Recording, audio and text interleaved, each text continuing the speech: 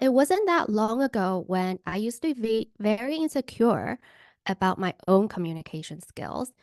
In fact, I remember my SAT verbal score was only in the 500s. So I've never been someone who was good with their words and never been someone who's good in English. And in fact, it was said to me by my engineering manager after I became a product manager that I'm just not an effective PM. And he didn't give me this feedback in a one-on-one setting. He made this comment in front of other people on my last day at work when I was saying bye to everyone. And that was just the opposite of what I wanted to hear on my last day, right? What I wanted to hear is, oh, it was so good working with you. But that's not what happened.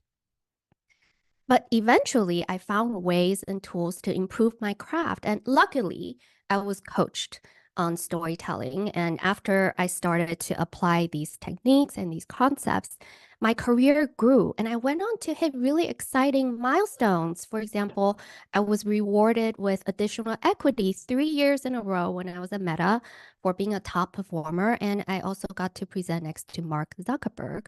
And that is why I'm so excited and so passionate to help you with your storytelling and your communication. And if I had to pick a shape to describe and illustrate my career history, I would pick a check mark. And that's because I started off pretty well as a software engineer.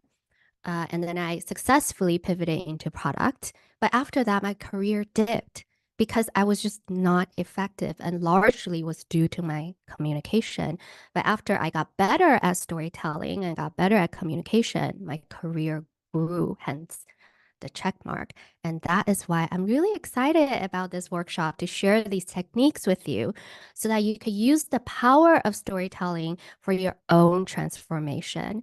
The minute you start to use your words and your stories to inspire action, you can also transform other people's lives as well as your life.